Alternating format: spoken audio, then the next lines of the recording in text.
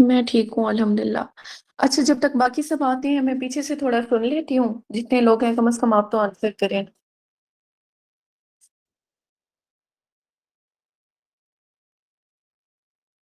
कौन सा ऐसा ऑर्गेनिज्म है जो रिस्पॉन्स नहीं करता एंटीबायोटिक्स को?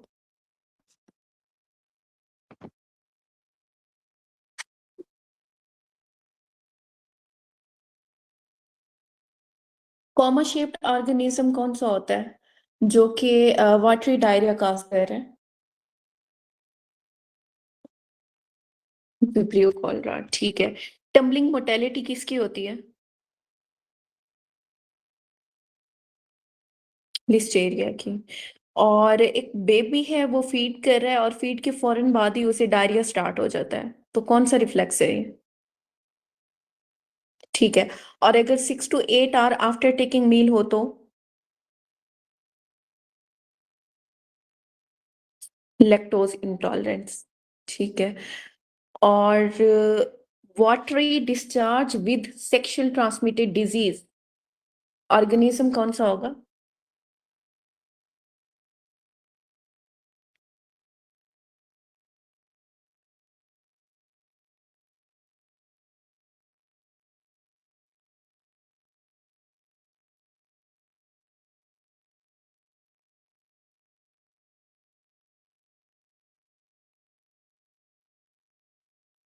क्लेमाइडिया, ठीक है। म्यूकोपर्यूलेंट discharge causing agent is?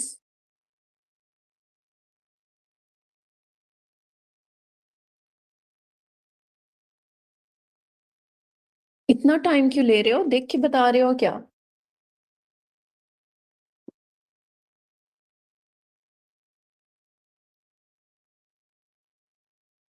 म्यूकोपर्यूलेंट discharge causing agent?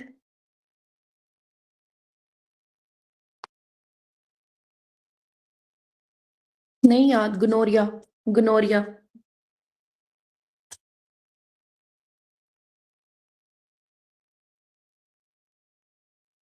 Intermediate host कौन सा है हाइड्रेटेड लिवर डिजीज का? और इसमें सिस्ट, 75% सिस्ट मेनली कहाँ पे होती हैं इन हाइड्रेटेड लिवर डिजीज? लिवर में, ठीक है। और अमीबिक लिवर डिजीज की ट्रीटमेंट बताएं, प्रेफरेंस वाइज।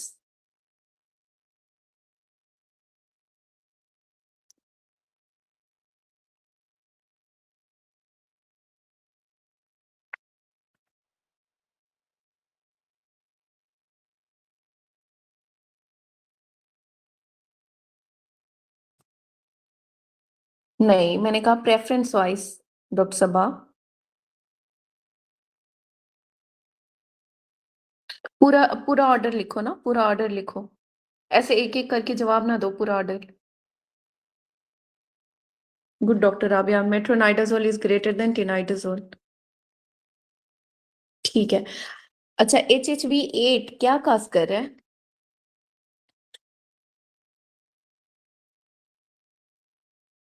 ठीक है।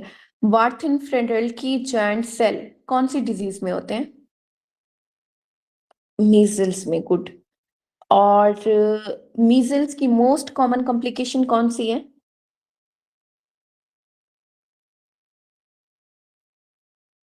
सब एक्यूट स्क्लेरोसिंग पैन एनकेफलाइटिस। अच्छा, most common agent that cause myocarditis, या कौन सा ऐसा वायरस है जो मायोकार्डाइटिस काज कर रहा है? कॉक्सेकी virus.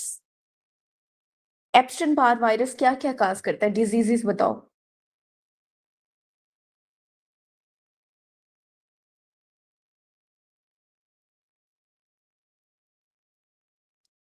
नेसोफेरेंशियल carcinoma, Hodgkin lymphoma, infectious mononucleosis, और hairy tongue lymphoma in ads.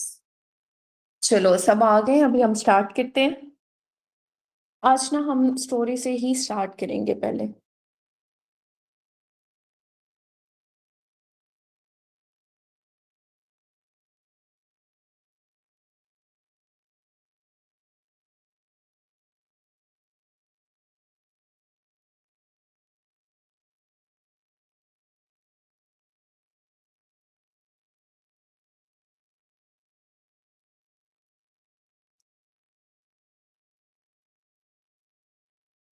Screen share कर रही हूँ, बताइएगा मुझे।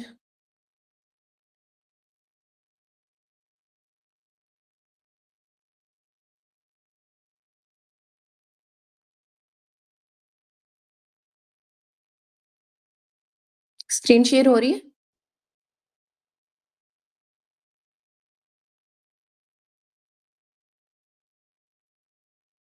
माइक ओपन करके कोई एक बंदा बता दे, स्क्रीन शेयर हो रही है? नहीं मैम। No ma'am.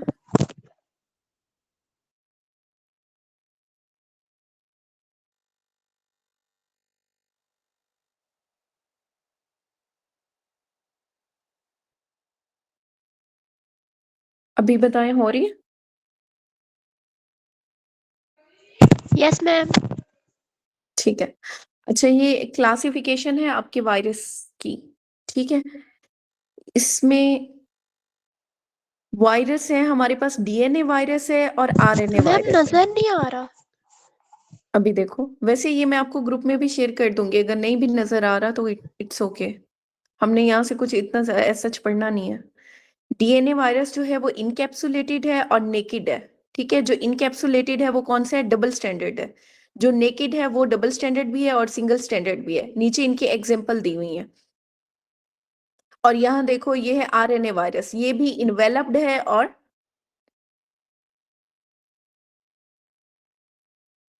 क्या हुआ, सही तरह से नहीं, बिल्कुल ही नहीं नजर आ रहा, ये स्क्रीन शेयर ही नहीं हो रही। Ma'am slide ma'am show screen नहीं हो शेयर हो रही। रही है लेकिन नजर नहीं आ रहा। अच्छा कोई बात नहीं, ये मैं आपको ग्रुप में भेज दूंगी। इसका एज सच कोई नहीं है, ये वैसे ही मैंने साथ में ना शेयर किया हुआ है ताकि आपको पता चले कि इनमें कौन कौन से वायरसेस आ रहे हैं और कौन से नेकेड हैं, कौन से इन्वेलप्ड है। ये मैं आपको ग्रुप में भेज देती हूँ। अभी हमने पढ़ना है एप्स्टन बार वायरस।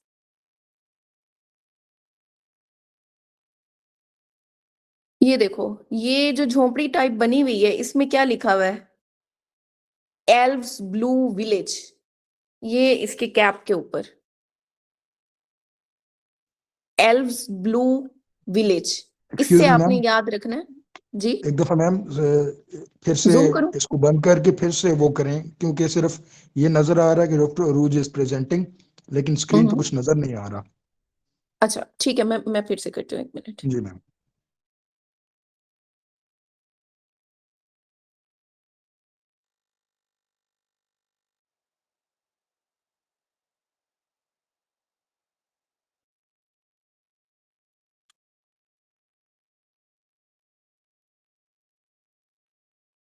अभी देखें, नजर आ रहा है? जी मैडम, अब आ रहा है नजर। ठीक है। अभी हमने पढ़ना है एप्स्टन बार वायरस। ये देखो, ये एक विलेज है, विलेज में ये छोटी छोटी झोंपड़ियां है। झोंपड़ी के ये कैप के ऊपर क्या लिखा हुआ है? एल्व्स ब्लू विलेज, विलेज का नाम है। एल्व्स ब्लू विलेज से आपने याद रखना है, ये क्या है? Epstein Barr virus. और इसके अंदर ना ये टनल सी बनी हुई है, इसके जो अंदर से दरवाजा है, यहाँ पे एक टनल है। टनल का कलर क्या है? पर्पल कलर की टनल है ना ये, ठीक है। ये इंडिकेट क्या कर रही है? ये डार्क है, अंदर से बहुत ज्यादा डार्क है। तो डार्कनेस इंडिकेट कर रही है कि ये कौन सा वायरस है? डीएनए वायरस है। Epstein Barr virus is DNA virus. अच्छा, नेक्स्ट, ये देखो, यहाँ पे एक फीमेल ठहरी हुई, ये वेट कर रही है बच्चों का। बच्चे आते हैं, ये उन्हें किस करती है। तो ये जो किस करती है उसकी वजह से ये स्प्रेड करती है एप्स्टन बार वायरस को। अब याद रखना है, एप्स्टन बार वायरस कैसे स्प्रेड होता है? By the saliva and kissing. अब देखो, ये इसने इस बच्चे को किस किया, किस करने से इसने क्या किया? ट्रांसफर कर दिया एप्स्टन बार वायरस इस बच्चे के अंदर, जिसकी वजह से बच्चे को क्या हो रहा है? फिटीग हो रही है। अब ये दूसरा बच्चा आया, इसने इसे भी किस किया, उससे क्या हुआ? इसके फ्रिंजाइटिस हो गया। किसिंग करने की वजह से बच्चे के अंदर क्या हो गया? फ्रिंजाइटिस हो गया। अब एप्स्टन बार वायरस क्या काज करता है? फिटीग, फ्रिंजाइटिस। और ये तीसरा बच्चा देखो, इसकी जुबान से ऐसे ये जो व्हाइट व्हाइट से निकल रहे हैं, ये हेयर है, ठीक है। तो हेयर से याद रखो, ये क्या काज करता है? Hairy leukoplakia. Epstein Barr virus cause करता है हेयरी ल्यूकोप्लेकिया। अब इसे आपने डिफरेंशिएट करना है कैंडाइडा के साथ। कैंडाइडा में भी व्हाइट पैच बनते हैं, टंग के ऊपर, और इस पे भी ये सारा वाइट पैच है। लेकिन जो कैंडाइडा होता है ना, उसे अगर आप स्क्रैच करो तो वो पैचेस ऊपर से उतरना शुरू हो जाते हैं, लेकिन ये जो हेयरी ल्यूकोप्लेकिया है ये नहीं उतरता स्क्रैच करने से। तो इस तरह से आप डिफरेंशिएट कर सकते हो।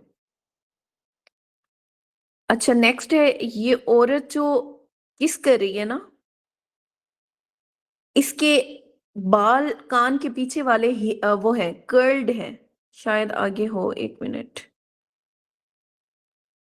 हाँ, ये देखो यहाँ पे नजर आ रहे हैं, इसके कान के पीछे ये जो बाल है ना, ये इसने कर्ली किए हुए हैं।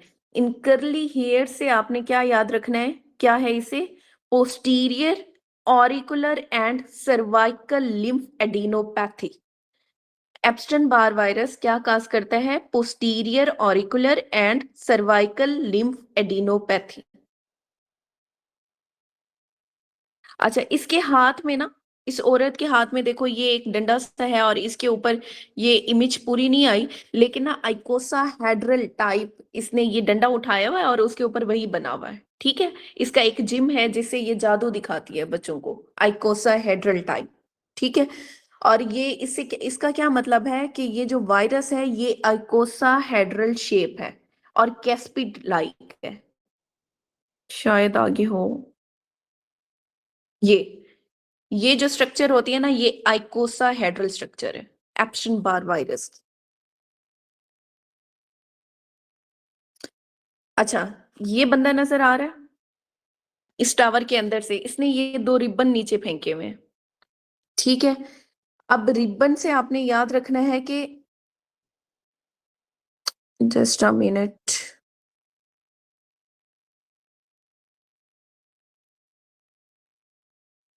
ये जो 2 रिबन इसने नीचे फेंके हैं, ये क्या है, डबल स्टैंडर्ड डीएनए वायरस है। जो एप्स्टन बार वायरस है आइकोसा हेड्रल शेप है और डबल स्टैंडर्ड डीएनए वायरस है।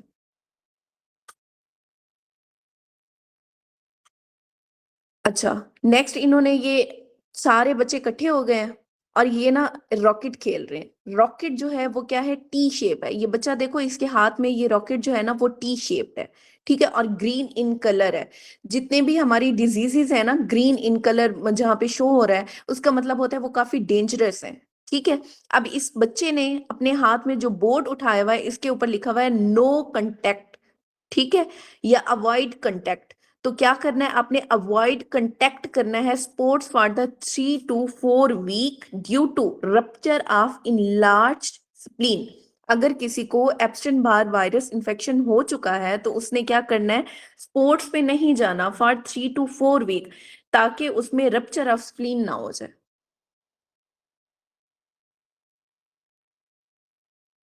अच्छा, ये जो बंदी है ना, ये रोज 500 चाइल्ड को किस करती है। अब ये जो बच्चा है इसने उठाया हुआ है, उसमें क्या लिखा हुआ है, लेस देन 500 किसेस रिमेन्स। ठीक है, अब इसके पास जो किसेस हैं वो बाकी लेस देन 500 है। या ये याद रखो, या फिर यूं याद रखो कि रोजाना जो है ना ये तकरीबन 500, उससे ज्यादा नहीं, या फिर लेस देन 500 बच्चों को किस करती है। ठीक है, और उससे क्या होता है, oral hairy leukoplakia occur eight CD4 level less than 500। इसका क्या मतलब है कि ओरल हेयरी ल्यूकोप्लेकिया, वो जो बच्चे की जुबान के ऊपर वो निकले हुए थे, बाल निकले हुए थे, ठीक है, वो कब होगा, जब CD4 सेल लेस देन 500 होगा।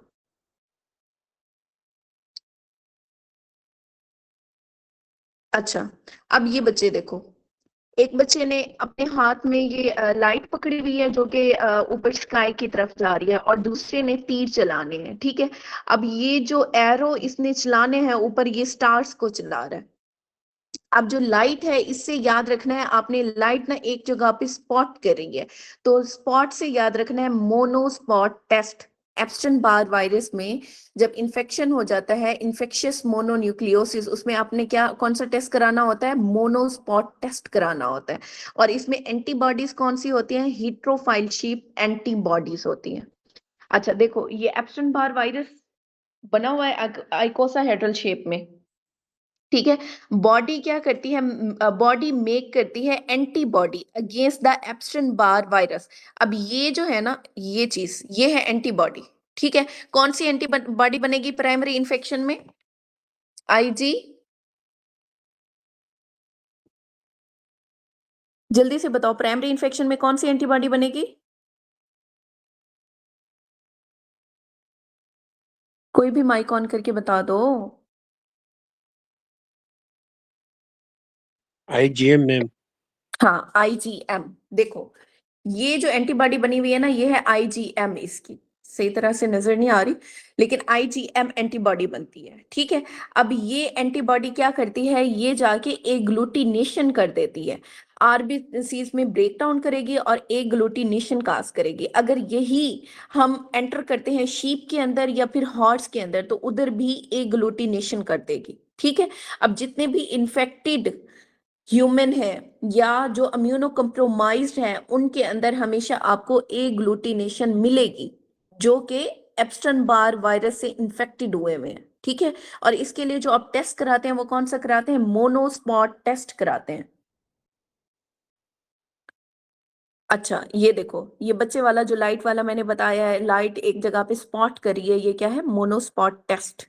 अच्छा, एक और बंदा आता है, इसे देखो नेजल इन्फेक्शन हुआ हुआ है, गौर से देखो, अगर इसके नाक से ना कुछ निकल रहा है, ठीक है, नेजल इन्फेक्शन हुआ हुआ है, तो ये क्या काज करता है? साथ में can cause nasopharyngeal B cell carcinoma.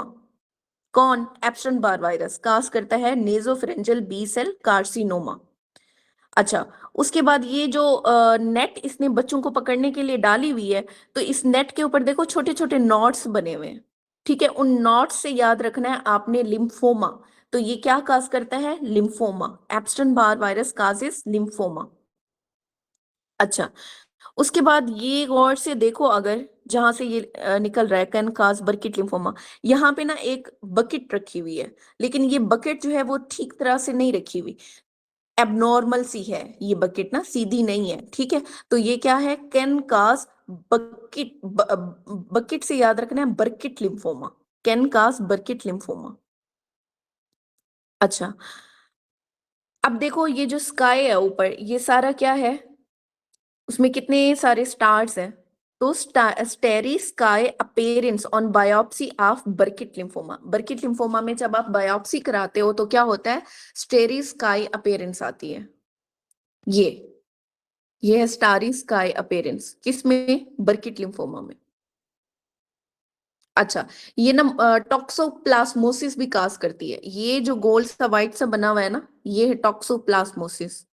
ये एप्स्टन बार वायरस क्या करती है?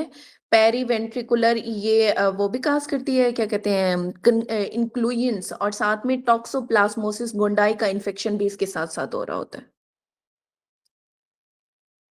अच्छा, अब ये जो बंदा है, इसके हाथ में देखो इसने रिंग पहनी हुई है, अगर गौर से आप देखो, ये रिंग पहनी हुई है इसने, ठीक है। इस रिंग से ये करता है जादू, जिसकी वजह से ये बच्चों के जहन के ऊपर जो है ना वो मतलब वो खुद ही इस नेट के नीचे आ जाते हैं, ठीक है, उनके ब्रेन के ऊपर अफेक्ट कर रही है। तो इससे क्या हुआ? Primary central nervous system lymphoma occur in HIV when CD4 cell are less than 100। अब देखो इसकी नेट के अंदर कितने बच्चे हैं? सिर्फ और सिर्फ 3 बच्चे हैं। अब इसने मजीद बच्चों के अंदर क्या करना है? वो जादू करना है अपनी उस अंगूठी से, ठीक है, और मैक्सिमम बच्चों को उसके सेंट्रल नर्वस सिस्टम के ऊपर अफेक्ट करके इस नेट के नीचे लाना है। नेट के नीचे लाने का क्या मतलब है? कि CD4 सेल काउंट क्या होगी? लेस देन 100 होगी, जब primary central nervous system involve होता है उसमें, लिम्फोमा काज करेगा।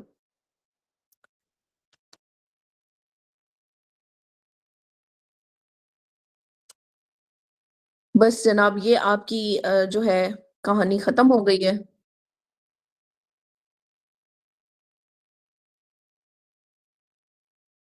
मेरे ख्याल में ये सारी पढ़ लेते हैं और उसके बाद डिस्कस करेंगे कि क्या है।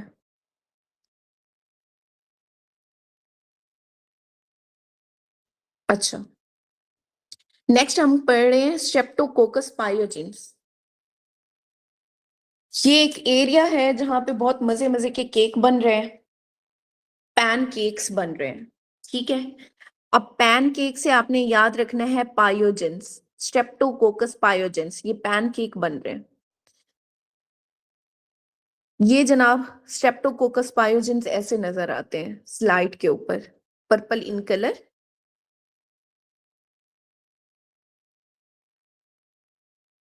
अच्छा, यहां से इस विंडो से बाहर देखो तो ये सारी बे आपको नजर आ रही है, बहुत आराम से ना, इजीली बाहर की बे नजर आ रही है। ठीक है, तो इस बे से आपने याद रखना है ये क्या है, बीटा हिमोलिटिक है, कैन काज बीटा हिमोलाइसिस। अच्छा, अब ये कोट देखो, कोट जो लटका हुआ है इसके ऊपर ना काफी सारे रिंकल्स हैं। अब उन रिंकल से आपने याद रखना है PYR टेस्ट, इसमें पॉजिटिव होता है। PYR इसमें एक प्रोटीन होती है, तो ये जो है ना विरुलेंट एजेंट है। ठीक है, जब आप ये टेस्ट करते हैं PYR उस प्रोटीन को डिटेक्ट करने के लिए, अगर वो पॉजिटिव है इसका मतलब ये विरुलेंट है। ठीक है, ये वैसे आपके काम की चीज नहीं, आगे चलते हैं। अच्छा, अब देखो ये जो पैनकेक है इसे कवर किया हुआ है, स्पेक्टिकल ग्लास कवरिंग है ऑन द पैन। ठीक है, और ये कवरिंग किससे बनी हुई है, ये बनी हुई है हाइलुरोनिक एसिड से। इसने कैप्सूल की तरह उस पैनकेक को अपने अंदर बंद किया हुआ है। अब हाइलुरोनिक एसिड कैप्सूल होता है किसके अंदर, स्ट्रेप्टोकोकल पायोजेंस के अंदर। अब ये बंदी जो पैनकेक पका रही थी, बना रही थी, ये इसने ओवन जैसे ही खोला इसका हाथ जल गया। ठीक है, हाथ जलने से आपने क्या याद रखना है, स्किन इन्फेक्शन हो गया उसे, सेलुलाइटस। तो स्ट्रेप्टोकोकल पायोजेंस क्या काज करता है, सेलुलाइटस काज करता है। ये है आपकी रियल पिक्चर ऑफ सेलुलाइटस।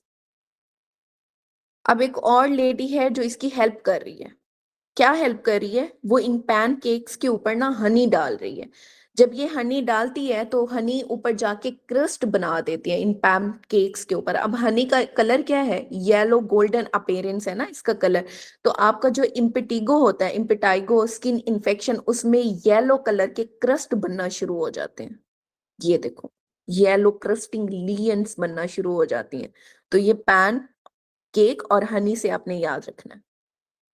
अच्छा, नेक्स्ट ये देखो, इस बंदी ने ना ग्लव्स टाइप एक चीज पहनी हुई है, इसे हम कहते हैं सिप्लेस, ये रेड वाली। ठीक है, तो ये क्या कास्ट कर रहा है साथ में, एरिसिप्लिस कास्ट कर रहा है। ये क्या है, एरिसिप्लिस क्या होता है, लार्ज रेड स्किन लियन है। ये देखो, ये नोज के ऊपर और ये चीक के ऊपर क्या बनी हुई है, लार्ज रेड सिप्लिस बने हुए हैं जो कि बहुत पेनफुल होते हैं। अच्छा, उसके बाद ये बच्चा जो है ना गेम खेल रहा था सुपर हीरो बन के ना, तो ये जैसे ही भागता हुआ आता है आके इस ओवन को आके लग जाता है। ओवन को जैसे ही लगता है तो क्या होता है, बच्चे को शॉक लग जाता है। अब इससे क्या होगा, ये याद रखना है कि pyogenic exotoxin a super antigen cause toxic shock like syndrome.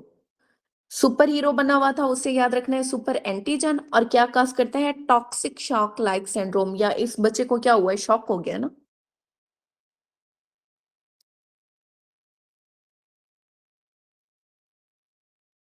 अच्छा, अभी ये बच्चे का देखो, बच्चे के एब्डोमेन के ऊपर रेड रेड सी लीयन बनी हुई है, और बच्चे को बाद में शॉक लगने के बाद फीवर भी डेवलप हो जाता है। तो ये क्या काज करता है, फीवर भी काज करता है और टॉक्सिक शॉक लाइक सिंड्रोम भी काज करता है।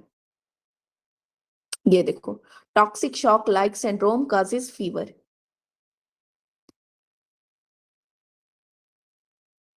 अच्छा, अभी नेक्स्ट देखो, ये जो बंदी ठहरी थी जो पैनकेक पका रही थी, उसने ना ये वो पहना हुआ है, एक स्कार्फ पहना हुआ है। स्कार्फ से याद रखना है, scarlet fever, pyogenic exotoxin causes scarlet fever.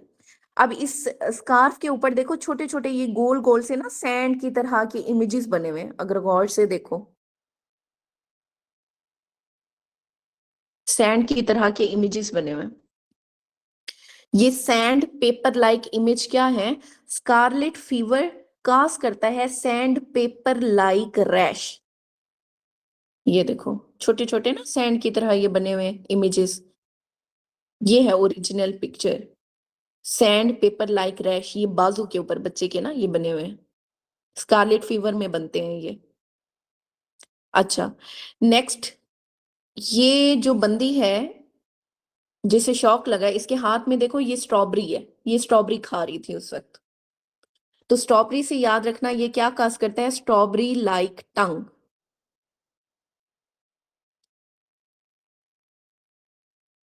अच्छा, अब देखो जो इसने पैनकेक पकाया था वो सारा का सारा जल गया। उस जलने से क्या याद रखना है, नेक्रोटाइजिंग फिशियाइटिस। स्ट्रेप्टोकोकल पायोजेंस क्या काज करता है, नेक्रोटाइजिंग फिशियाइटिस काज करता है। अच्छा, अब इसकी हेल्प करने के लिए एक और लेडी यहाँ पे मौजूद है। वो क्या कर रही है, स्ट्रॉबेरीज को काट रही है और साथ में ये छोटे छोटे डोनट्स हैं, इन्हें भी काट रही है। ठीक है, डोनट ओ शेप होते हैं, तो उससे याद रखना है streptolysin O is a toxin that degrades cell membrane and lyses RBC। छोटे आरबीसी की लाइसिस कर देगी और उसकी मेम्ब्रेन को भी खराब कर देगी। अच्छा, जो स्ट्रॉबेरी काट रही है उससे आपने स्ट्रेप्टोलाइसिन एस याद रखना है, वो आगे है, मैं आपको बताती हूँ। ये देखो, जो स्ट्रॉबेरीज हैं एस से स्ट्रॉबेरी और एस से स्ट्रेप्टोलाइसिन एस। लेकिन जो डोनट काट रही थी, डोनट के ओ से आपने याद रखना है स्ट्रेप्टोलाइसिन ओ। अच्छा, अब देखो ये एक बंदा यहाँ पे है, उसके सर के ऊपर देखो पट्टी पड़ी हुई है जैसे स्पंजिंग हो। तो क्या याद रखना है इससे, कि इस बच्चे को ना यहाँ पे फीवर हुआ हुआ है। ठीक है, rheumatic fever. Rheumatic fever is caused by streptococcal pyogenes. अच्छा, अब इसके ऊपर देखो ये क्या लिखा हुआ है, वेलकम टू जोन्स।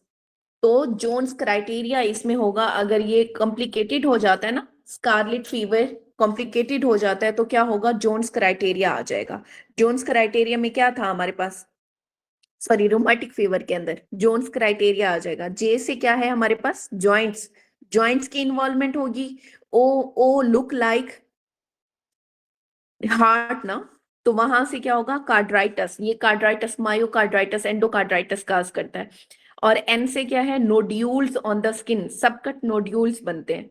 ई से क्या है, एरेदीमा मार्जिनेटम। और एस से है सेडेनहम कोरिया। अच्छा, नेक्स्ट है हमारे पास, ये देखो ये बच्चा ना बड़ी खुशी से आया है ये डोनट खाने के लिए। अब डोनट के ओ से ही आपने याद रखना है एंटी स्टेप्टोलाइसिन ओ या ASO titre can be use to diagnose the rheumatic fever. अब रूमेटिक फीवर को डायग्नोज करने के लिए आपने क्या कराना है, एएसओ टाइटर कराना है। और ये आपका एमसीक्यू है SK18 का। अभी देखो ये मेड आती है, क्योंकि ये घर वाले सारे काम करने में लगे हुए हैं, तो मेड आती है, मेड ने आके इसकी स्पंजिंग करनी स्टार्ट कर दी। एम से स्टार्ट हो रहा है ना मेड, मेड से याद रखो क्या, एम प्रोटीन, जो कि विरुलेंट फैक्टर है। मेड खुद गंदी है और आके उसकी स्पंजिंग करा रही है, तो वो मजीद उसका फीवर जो है बढ़ा देगी। अब जबकि वो उसकी स्पंजिंग कर रही है, तो यहाँ पे बच्चे खेलने के लिए आ गए हैं, तो ये इनहिबिट करती है, रोकती है उन बच्चों को कि यहाँ पे ना खेलो, वो बीमार है। ठीक है, तो इनहिबिशन किसकी, phagocytosis. M protein inhibits phagocytosis.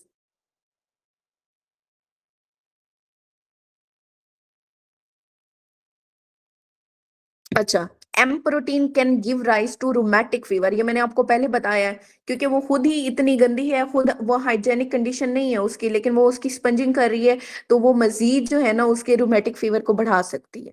अच्छा, अब देखो ये बच्चे एक गाड़ी खेल रहे हैं, गाड़ी के साथ, गाड़ी मतलब कार।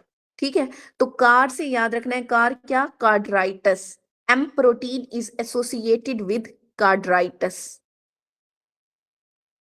अच्छा, अब देखो ये पीछे जो है ना लैंप के साथ क्या पड़ा हुआ है, ये रोप एक पड़ी हुई है, और ये ऐसे लग रही है जैसे क्या हो, ग्लोमेरुलस हो, एक एक गुच्छा सा इकट्ठा होके पड़ा हुआ है रोप का। ठीक है, तो इसे याद रखना है, ये क्या काज कर सकता है, post streptococcal glomerulonephritis.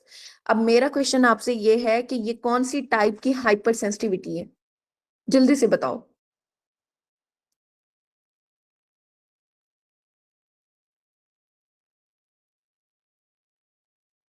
Post streptococcal glomerulonephritis में कौन सी टाइप की हाइपर सेंसिटिविटी होती है।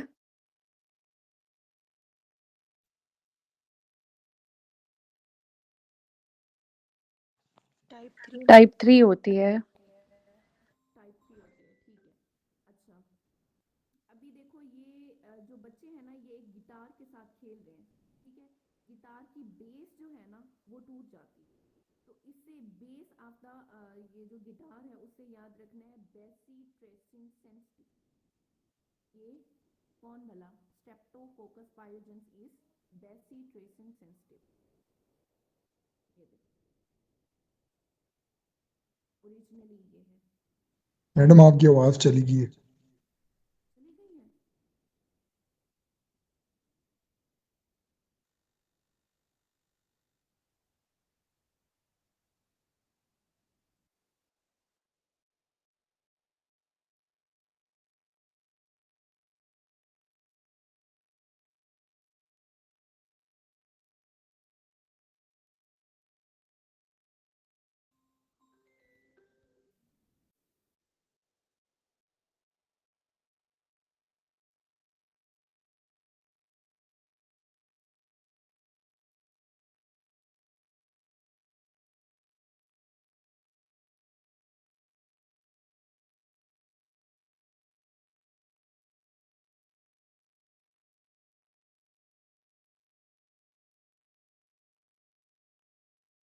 अभी देखिए स्क्रीन शेयर हो रही है।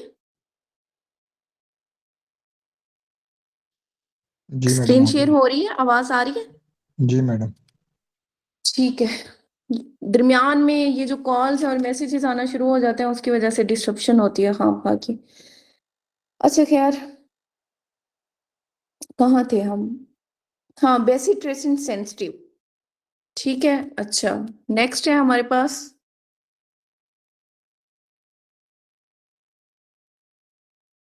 ये देखो, ये बंदे जो हैं यहाँ पे बैठ के खेल रहे हैं। इन्होंने ना पाइंस की एक गेम चल रही है, मतलब 1 पाई 2 पाई 3 पाई ये लोग कलेक्ट कर रहे हैं। लेकिन उससे पहले ये बंदा ना अपनी टाई को ढीला करने की कोशिश कर रहा है, तो उससे क्या याद रखना है आपने? फिरेंजाइटिस। ये हमने पहले भी पढ़ा था, पीछे जितने भी स्केची हमने पढ़े हैं उसमें यही था कि उसे फिरेंजाइटिस काज हो रही है। अच्छा, नेक्स्ट है हमारे पास ये देखो, ओरिजिनली फिरेंजाइटिस ऐसे होता है। अच्छा, देखो मैंने कहा था इन्होंने ना पाइंट्स इकट्ठे करने हैं, 1 पाई 2 पाई ये सारे इकट्ठे कर रहे हैं, तो इसकी ट्रीटमेंट में क्या है? Penicillin G is use to treat the pharyngitis. Pine से याद रखना है, पेनिसिलिन जी।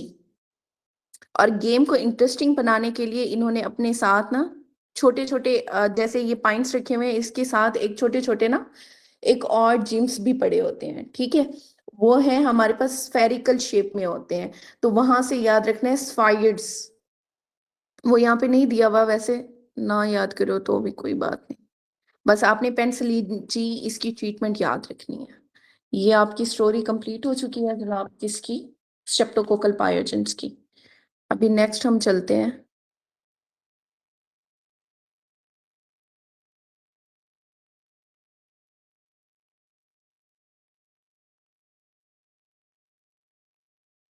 हाँ, ये रहा।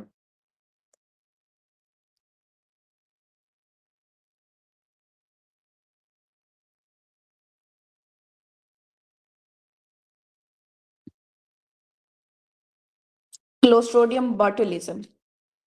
कल मैंने आपको क्लोस्ट्रोडियम की 2-4 चीजें बताई थी, एक फ्लॉपी बेबी सिंड्रोम वाला, और एक मैंने कहा था कि केन फूड खाने से ऐसा होता है, हनी के इंटेक से होता है।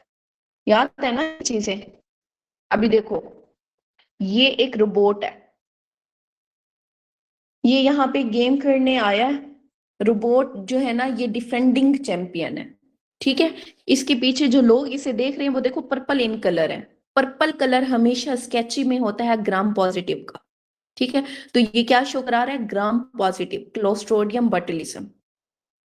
अब इस रोबोट को ना एक बंदा, अच्छा ये पहले देख लो ग्राम पॉजिटिव है, ये इसकी पिक्चर है ओरिजिनली। देखो, ये बंदा खुद रोबोट बनाता है, रोबोट बना के उनका ये सारी लड़ाई शड़ाई करवाता है और वो खुद ना पैसे कमा रहा है। ठीक है, लेकिन इसने क्या, एक ब्लैक एनक पहनी हुई है और साथ में एक मास्क लगाया हुआ है, और इसके हाथ में रिमोट है, जैसे ये कंट्रोल कर रहा है इस रोबोट को।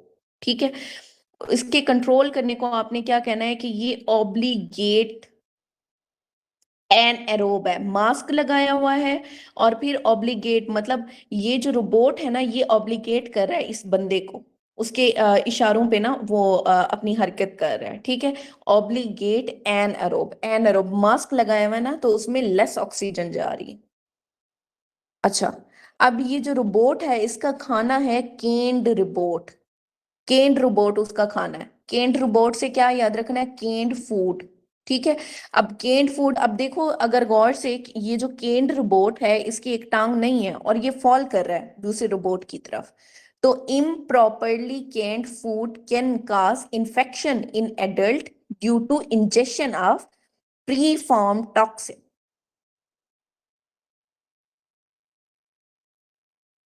अच्छा, अब इसके साथ आपने क्या याद रखना है कि ये जो केंट रोबोट है जो फॉल कर रहा था ग्राउंड के ऊपर, तो इसमें क्या है? Descending paralysis.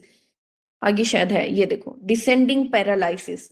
तो क्लोस्ट्रोडियम बॉटुलिज्म क्या काज करता है? डिसेंडिंग पैरालाइसिस काज करता है, मतलब ऊपर से नीचे तक ये पूरी बॉडी को इन्वॉल्व करेगा। सबसे पहले ये अफेक्ट करता है क्रेनियल नर्व 1 को, ठीक है। उसके बाद ये डिसेंड करता है डाउनवर्ड और इन्वॉल्व करता है आपके ट्रंक्स को, डायफ्राम को और फिर लेग्स को। आल्सो ये क्या काज करता है? डिप्लोपिया, डिसआर्थरिया, डिसफेजिया और वाइड स्प्रेड पैरालिसिस हो जाती है, जिसमें जब ये डायफ्राम को इन्वॉल्व करेगा तो ऑब्वियसली क्या होगा? रेस्पिरेटरी फेलियर होना शुरू हो जाएगा। ये देखो, अब ये इसे नीचे गिरने से बचाने के लिए ना ये फाइब्रिन स्ट्रैंड से आ गए हैं येलो इन कलर। अब हनी का कलर क्या होता है? येलो, ठीक है। तो injection of spore of honey can cause infant botulism, मतलब इनके ये जो स्पोर्स हैं वो हनी में मौजूद होते हैं, उसे इंजेक्ट कराने के लिए कराते ही बच्चों के अंदर क्या होगा? फ्लॉपी बेबी सिंड्रोम होना शुरू हो जाता है, या उसके जो मसल हैं वो पैरालाइज्ड होना शुरू हो जाएंगे। ये देखो, ये जो बच्चा है इसने जो अपना रोबोट उठाया हुआ है ना, ये ऐसे है जैसे फ्लॉपी बेबी हो, फ्लॉपी बेबी सिंड्रोम। अच्छा, अब इस बच्चे के हाथ में एक पैकेट है, पैकेट के ऊपर एम लिखा हुआ है अगर गौर से देखो, ठीक है। और उसके ऊपर ना इन्वेलप सा चढ़ा हुआ है, तो ये क्या है? स्पोर फॉर्मिंग है। उसके अंदर है वो एक स्पोर की तरह है, जब इसे पानी मिलेगा तब जाके इसने ना ग्रो करना है। अच्छा, आगे देखो, ये जो फाइब्रिन स्ट्रैंड नीचे पड़े हुए हैं ना, एक्सोटॉक्सिन क्लीव स्नेयर प्रोटीन। अब ये स्नेयर प्रोटीन क्या होती है?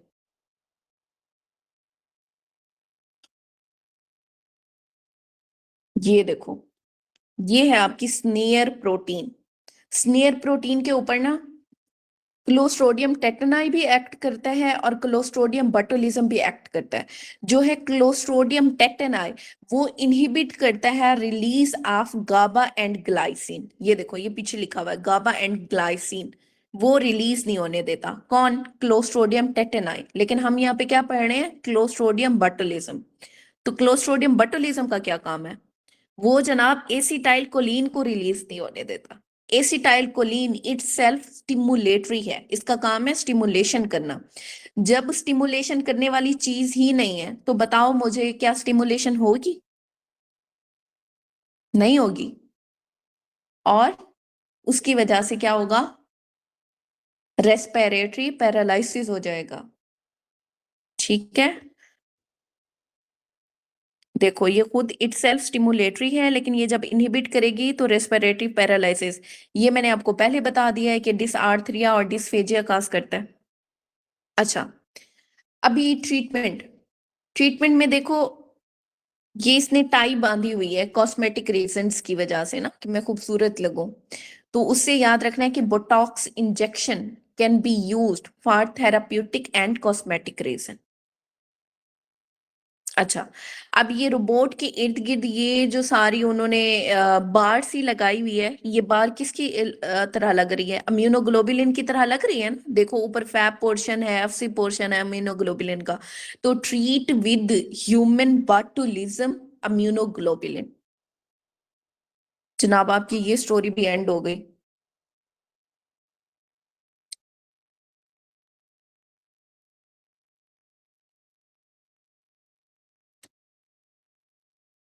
चले, आई होप थोड़ा बहुत तो आपको उसमें से रिटेन रहेगा। अभी हम पढ़ते हैं एप्शन बार वायरस। पेज नंबर है 270 और पॉइंट नंबर है 375। इसका नीचे वाला पोर्शन ऊपर से हमने पढ़ लिया था, सॉरी ये भी हमने पढ़ लिया था ना, एप्शन बार वायरस और ये सारा। पॉइंट नंबर 376 खोलो। Page number 272. A patient present with fever and lymphadenopathy. Investigation show atypical lymphocyte. Next investigation to reach the diagnosis is, तो आपने कौन सी इन्वेस्टिगेशन करानी है? मोनोस्पॉट टेस्ट कराना है. आज आप लोग इतना डल डल क्यों हुए हैं? क्या हुआ है? समझ नहीं आ रही?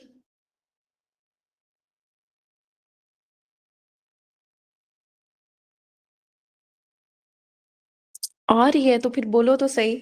मुझे ऐसे लग रहा है जैसे समझ ही नहीं आ रही है आपको.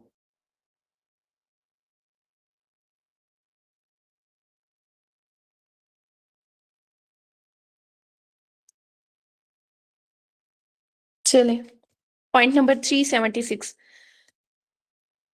एब्स्टेन बार वायरस क्या काज करता है? Infectious mononucleosis. इसमें क्या होगा? पॉजिटिव मोनोस्पॉट टेस्ट होगा, या फिर क्या कराते हैं हम? हीट्रोफाइल एंटीबॉडी स्टडी कराते हैं. लेकिन मेनली अगर ये दोनों आ जाते हैं ना, पॉजिटिव मोनोस्पॉट टेस्ट या फिर हीट्रोफाइल, तो आपने इसमें पॉजिटिव मोनोस्पॉट टेस्ट को चूज करना है. ठीक है. Heterophile antibody test use known as monospot test and Paul Bunnell test. Test एक ही है, नाम इनके डिफरेंट है, लेकिन अगर सारे एक ही सिनेरियो में आ भी जाते हैं तो आपने मोनोस्पॉट को याद रखना है. स्पॉट द मोनोस्पॉट, इस वर्डिंग को याद रख लो, स्पॉट द मोनोस्पॉट. ठीक है. और ये स्प्रेड कैसे होता है? By the aerosolized air drops. Atypical lymphocytosis. Type of cell affected कौन से होते हैं? B cell. Atypical cell that proliferate in response. जो प्रोलिफरेट होते हैं वो कौन से होते हैं? T cell. जो अफेक्ट होते हैं वो कौन से होते हैं? B cell. ठीक है. अच्छा, उन्होंने कहा अगर अपर रेस्पिरेटरी ट्रैक इन्फेक्शन दिया हो और साथ में हिस्ट्री दी हो कि बंदे ने एमॉक्सिसिलिन या फिर एम्पिसिलिन ली है और उसकी वजह से उसे रैश डेवलप हो गया है, तो डायग्नोसिस हमेशा आपका क्या होगा? इन्फेक्शियस मोनोन्यूक्लियोसिस होगा. Infectious mononucleosis.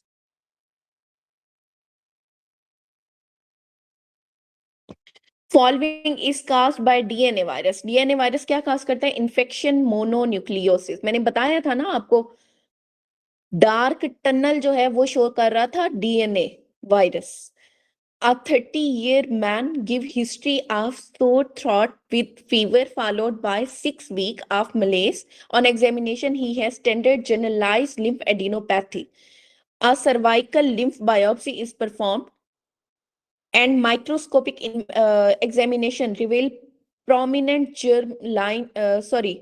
germinal center in the follicle, while a diffuse polyclonal hyperplasia composed of lymphocyte, plasma cell and macrophages. What is likely diagnosis? तो इसमें देखो उसने बता दिया हिस्ट्री में आपको कि सोर थ्रॉट विद फीवर हुआ. एग्जामिनेशन पे क्या मिल रहा है? जनरलाइज्ड लिम्फ एडिनोपैथी मिल रही है. ठीक है. तो ये फीचर किसके हैं? इन्फेक्शियस मोनोन्यूक्लियोसिस के. 19-year-old present with the 5-day of fever and sore throat. She also complained of fatigue for the past week and difficulty in swallowing. On examination, she has generalized lymphadenopathy और biopsy के ऊपर क्या आ रहा है? Atypical lymphocytosis. अब इसे underline करो. Difficulty in solving हो रही है, इसका मतलब क्या है? सोर थ्रॉट है. ऊपर वैसे उन्होंने बता भी दिया है कि जो 19-year-old पेशेंट आया है उसे क्या है? सोर थ्रॉट है, जनरलाइज्ड लिम्फेडेनोपैथी है. तो what is the reason? What is the cause? तो काज क्या है आपकी? एब्स्टेन बार वायरस है. In peripheral smear of the infectious mononucleosis, patient will show. Peripheral smear के ऊपर हमें क्या मिलता है? Activated T cell मिलते हैं. Activated T cell. अच्छा, एक निमोनिक लिख लो, at IB. इन्फेक्शियस मोनोन्यूक्लियोसिस में हमेशा एक्टिवेटेड टी सेल होंगे और आई से है इन्फेक्शियस बी सेल होंगे. अगर इन्फेक्टिव की बात हो तो वो बी सेल होते हैं. इन्फेक्ट करता है बी सेल को, लेकिन एक्टिवेट किसे करता है? टी सेल को. अब 10-year boy present with the fever, sore throat, cervical lymphadenopathy, peripheral film show absolute atypical lymphocyte. What is likely cause? तो क्या cause होगा? Epstein-Barr virus. 20-year-old female present with atypical lymphocytosis. Diagnosis क्या है? Infectious mononucleosis. Diagnostic test for the infectious mononucleosis कौन सा है? Paul बनेल test. लेकिन अगर मैं यहाँ पे कहूँ कि ऑप्शन था साथ में हेट्रोफाइल शीप टेस्ट और मोनोस्पॉट टेस्ट, तो कौन सा चूज करना है आपने?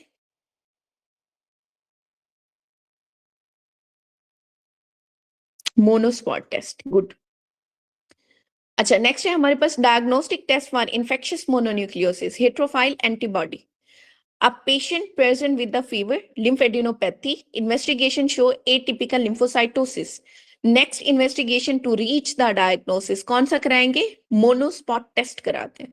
The condition which will yield a high titer of the serum heterophile antibody is कौन सा? infectious mononucleosis। पॉइंट नंबर है 377। Patient known HIV is suffering from severe headache, photophobia, sign of meningeal irritation. On microscopy, organism has hollow around it.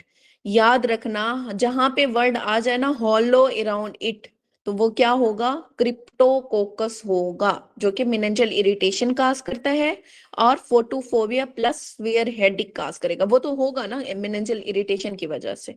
तो क्या है यहाँ पे? आपने underline करो हॉलो अराउंड इट, इस वर्ड को। कौन सा उन्होंने कहा ऑर्गेनिज्म है halo around it? Is cryptococcus. अच्छा, नेक्स्ट है हमारे पास cause. HIV destroy CD4 cell.